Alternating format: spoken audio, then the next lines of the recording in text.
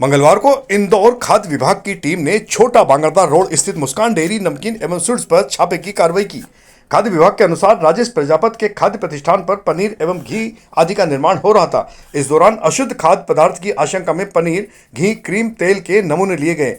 वहीं 150 kilo paneer, 300 kilo cream एवं 150 kilo घी शंका के आधार पर जब्त किया गया है। बताया जा रहा है कि खाद्य पदार्थ गंदगी में बनाया जा रहा था।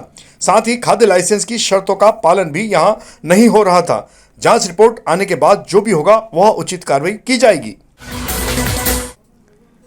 इंदौर शहर का बीआरटीएस अभी भी निगम के गले की हड्डी बना हुआ है। बीआरटीएस बनने से लेकर इसे तोड़ने तक यह लगातार विवादों में रहा है।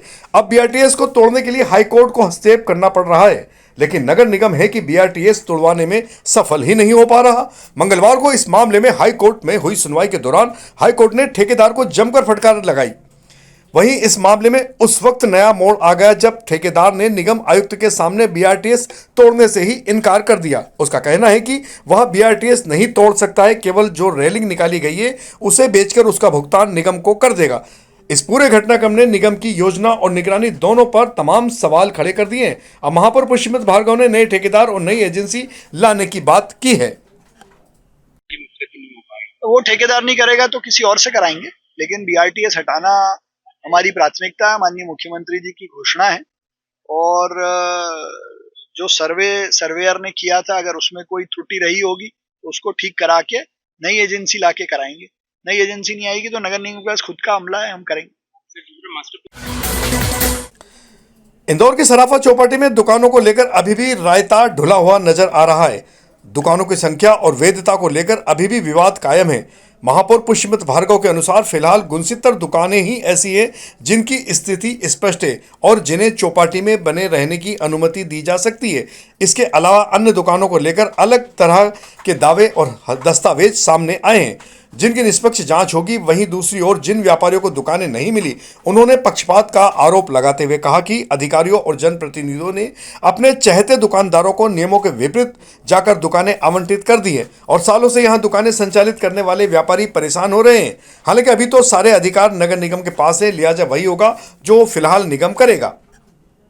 सराफा की दुकानों लगाने, किसको हटाना है, कौन सी लगेंगी, उसकी पात्रता पर भी पूरा सर्वे और जांच करने के बाद रिपोर्ट एमआईसी में रखी गई थी और उस रिपोर्ट में 69 दुकानों की जो सूची हमारे पास आई थी वो, और बाकी जो लोग थे जिनका कहना था कि हम इसमें जेन्युइन हैं, इन 69 की तरह हमारी भी एलिजिबिलिटी बनती है, ऐसे करीब 28 आवेदन आए थे जिसमें से प्रथम दृष्टिया कुछ 10 आवेदन सही भी पाए गए हैं। तो ऐसे 69 और एक आध और कम ज्यादा हो सकता है। तो ऐसी सूची नियम अनुसार सर्वे वेरिफिकेशन के बाद हम जल्द जारी कर देंगे। कुछ लोगों पर आरोप लग रहे थे कि नए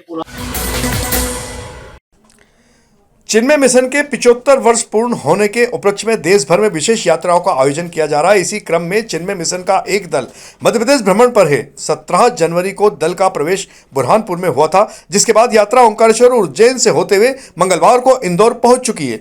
इंदौर आगमन पर पहला कार्यक्रम IIT DAVV यूनिवर्सिटी में आयोजित किया गया, जहां युवाओं को वेदांत, विज्ञान और अध्यात्म के माध्यम से प्रेरित किया गया।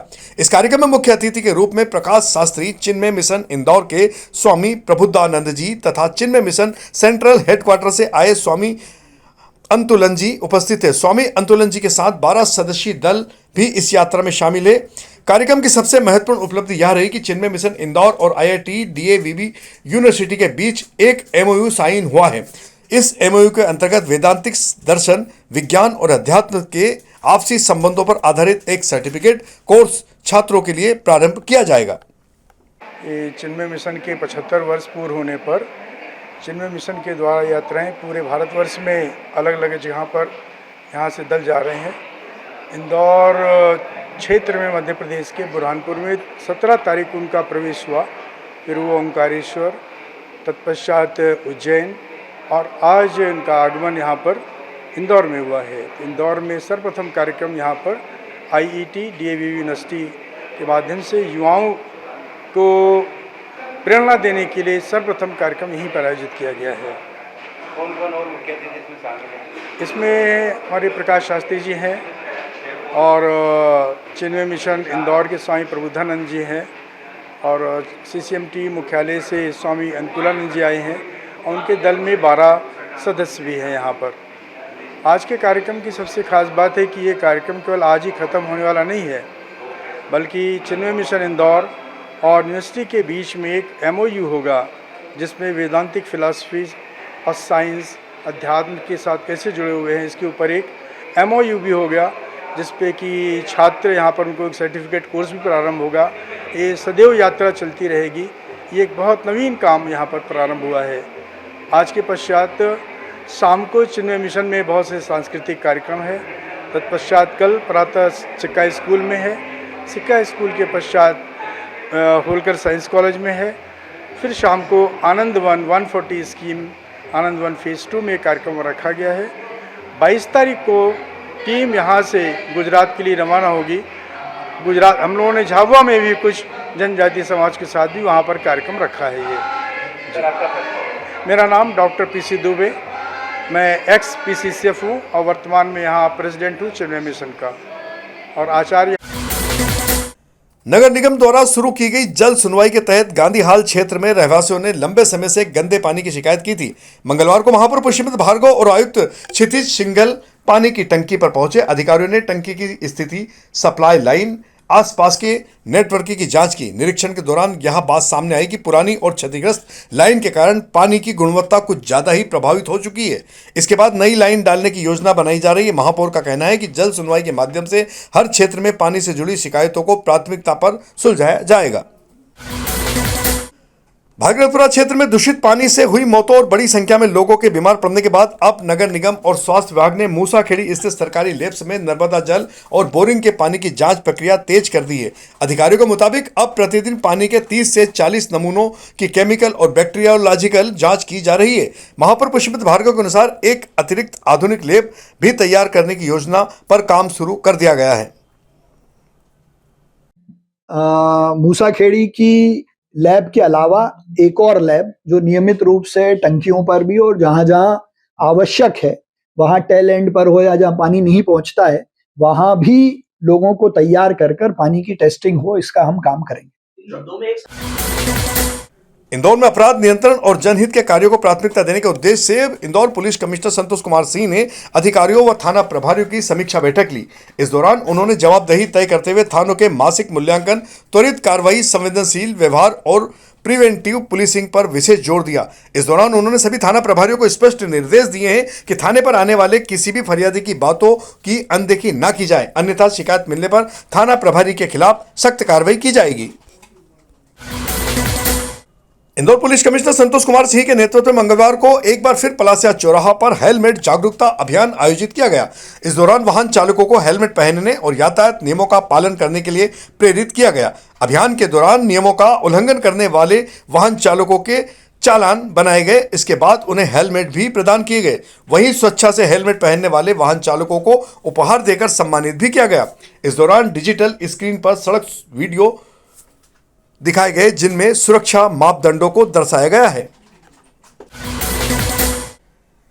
मंगलवार को आयोजित इंदौर पुलिस कमिश्नर की जनसुनवाई में इस बार 57 आवेदन प्राप्त हुए, जिनमें पारिवारिक विवाद, आपसी विवाद, पैसों का लेन देन, फाइनेंशियल फ्रॉड, जमीन प्लॉट, धोखाधड़ी, महिला अपराध एवं अन्य पुलिस संबंधी शिकायतें शामिल थी। पुलिस कमिश्नर संतोष कुमार सिंह ने प्रत्येक आवेदन से व्यक्तिगत रूप से चर्चा कर संबंधित अधिकारियों को त्वरित कार्रवाई और शीघ्र निराकरण के निर्देश दिए हैं। इस अवसर पर अपर पुलिस आयुक्त RK सिंह, राजेश दंडोतिया, श्री अमरेंद्र सिंह सहित सभी जोन के अधिकारी उपस्थित थे।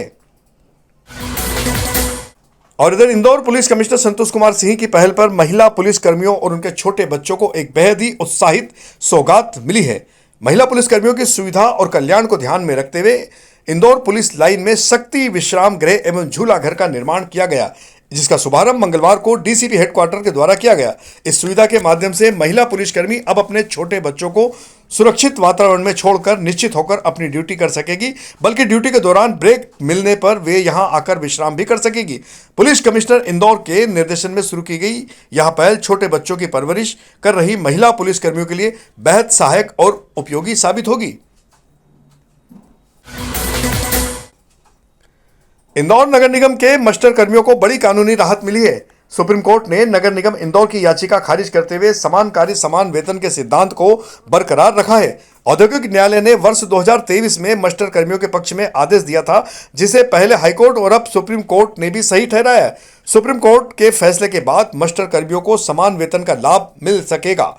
इस निर्णय की खुशी में नगर निगम परिसर में कर्मचारी संगठनों ने जुलूस निकालकर एक दूसरे को जमकर बधाई दी और खुशी का इजहार करते हुए मिठाई भी वितरित की।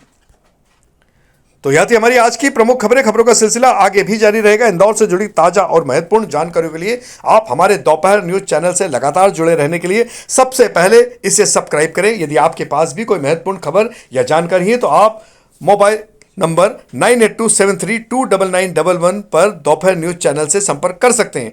धन्यवाद। बताइए क्या विशेष हो रहा है और क्यों आप ये सब आज, क्या खुशी का माहौल है, क्या स्थिति बनी है, क्यों कर रहे हैं? आज ये खुशी का माहौल है कि जो विगत हमारा संगठन और हमारे भाई रजनीश शर्मा जी, इसरार अहमद जी, मुन्ना कौशल जी और सभी कर्मचारी विगत 15 साल से एक लड़ाई लड़ रहे थे, जिसके अंतर्गत हमको पहली सफलता जनवरी 2023 को मिली थी कि इंडस्ट्रियल कोर्ट ने नगर निगम को एक निर्देश दिया था कि नगर निगम के जो विनियमित कर्मचारी हैं उन 1391 कर्मचारियों को अर्जित अवकाश के साथ समान काम समान वेतन का भुगतान 3 माह में देना सुनिश्चित करें। नगर पालिका निगम इंदौर ने उसके विरोध में हाई कोर्ट में अपील की थी।